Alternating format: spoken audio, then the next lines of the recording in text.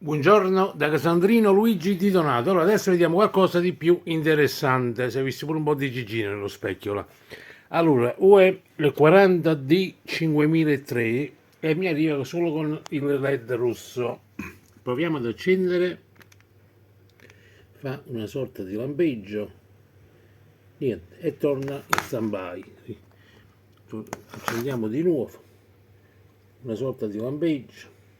Niente, nessun codice di errore né niente, il televisore non si accende, ok? Quindi dobbiamo aprire il televisore più o meno per capire un attimino la situazione. Allora, questo qua è l'interno del televisore. Io già vi ho accennato qualcosa un paio di video fa su questo apparecchio qua. Allora, praticamente abbiamo visto solo LED rosso, una sorta di lampeggio, poi protezione. Dato un'occhiata chiaramente sull'alimentazione, nessun condensatore gonfio. In queste condizioni non sappiamo che pesci prendere, che se la protezione. Cominciamo a fare qualche controllo preliminare. Tensione sul primario, vi faccio solo una sorta di riassunto. Tensione sul primario presente, sul secondario solo 5 volt, punto, nient'altro. Non abbiamo la possibilità di testare il pannello, non abbiamo la possibilità di testare la scheda madre, che te sono un accento. Non sappiamo se è una protezione dovuta alla scheda madre difettosa, qualcosa in corto sul secondario, l'atticon in corto, magari il pannello, qualsiasi cosa. Allora, che cosa ho fatto? Per capire se era un problema di scheda madre, che cosa ho fatto? Ho tolto il connettore a 14 pin dall'alimentatore alla scheda madre per vedere almeno se accendono i LED, per cominciare almeno in parte a testare l'alimentatore, per vedere se accendono i LED in pratica. Diamo corretto, i LED non si accendono. Vado a testare le tensioni in uscita sul driver 0 volt, proprio 000, proprio assenza totale di tensione. Quindi mi ridubbio o l'alimentatore difettoso oppure qualche protezione. No? La protezione parte una tensione, poi dopo torna man mano a zero, qua invece proprio zero.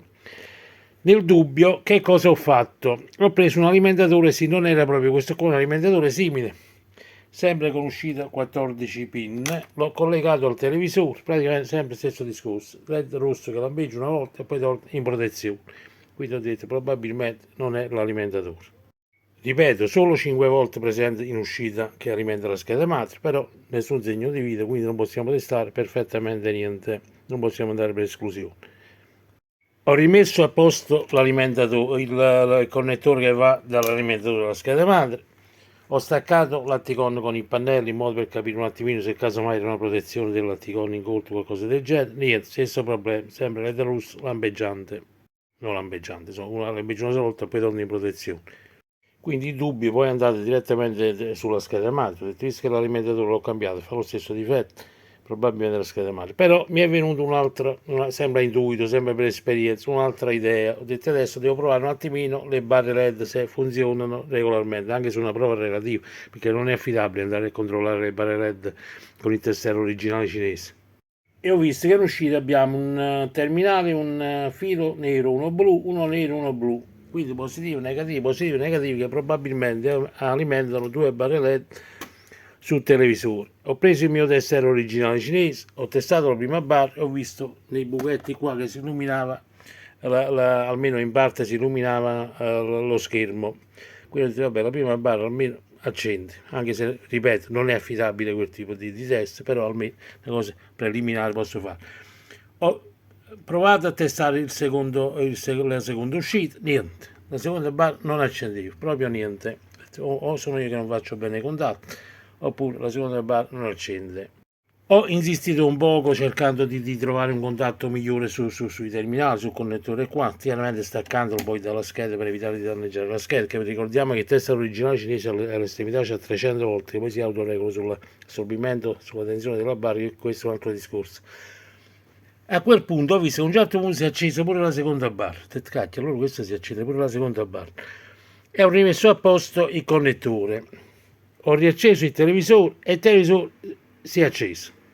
Allora, praticamente il televisore si è acceso regolarmente, si è vista l'immagine, i programmi, tutto regolare, tranne una piccola ombra sull'immagine, chiaramente dei LED che non accendevano. Quindi che cosa è successo? È successa una cosa abbastanza semplice, anche se è complicata nello stesso momento. Cioè, nel senso che a differenza di altri televisori, non è così semplice qua di capire che è la retroilluminazione, perché il televisore si inchioda, non è nemmeno come i Sony che vi fa i 6 lampeggi per indicare una protezione o un codice di guasto. Cioè, praticamente il televisore non si accende proprio, quindi può essere l'alimentatore, può essere la scheda madre, può essere il pannello, l'anticorpo, qualsiasi cosa che manda in dirti il televisore. Invece in questo caso, che cosa è successo?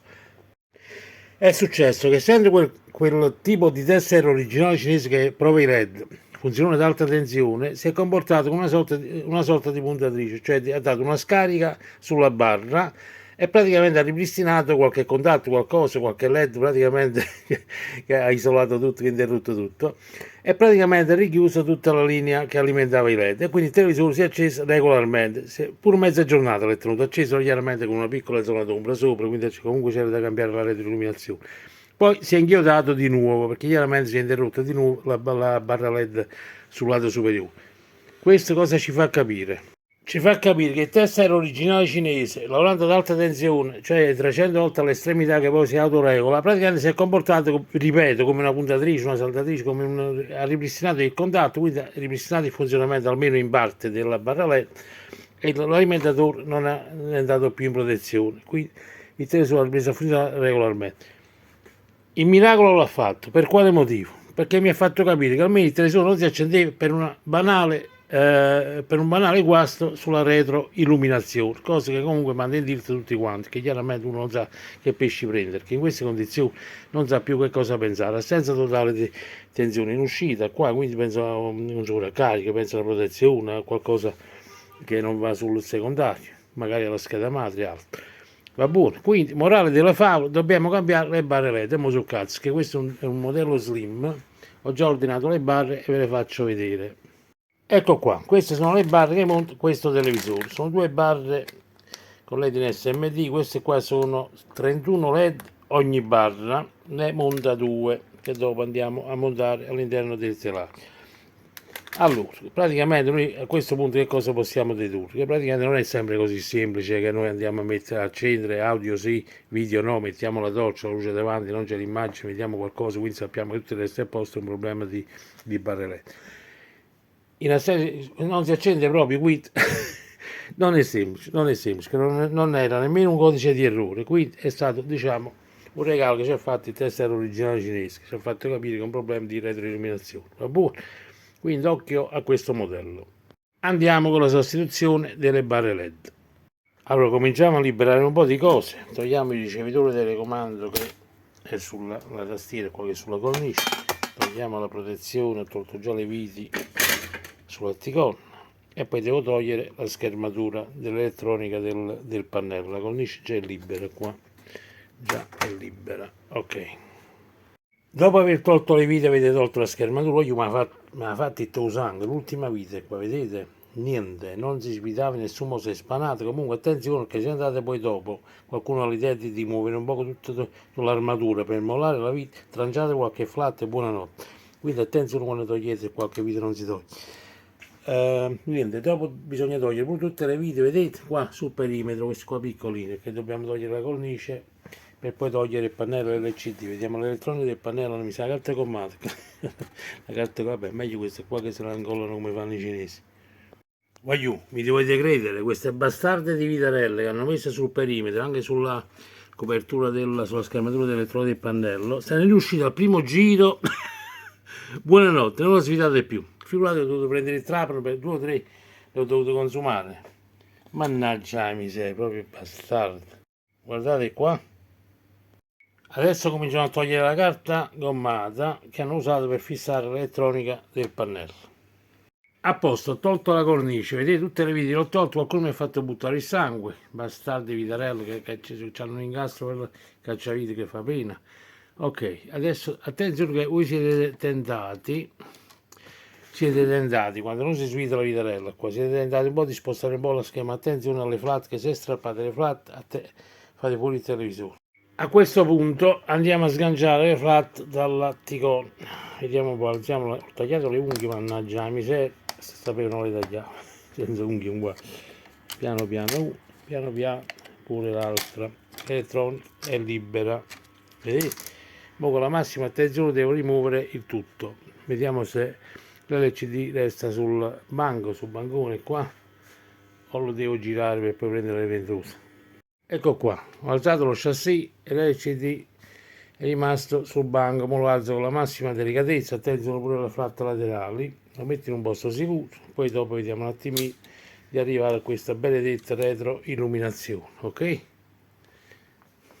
A questo punto andiamo a rimuovere i fogli riflettori. Questa attenzione alle posizioni, sono diversi fogli, vedete, attenzione alle posizioni, non dimenticate lato lucido sotto e sono più di uno, quindi attenzione all'ordine, ok? È pure incollato, no?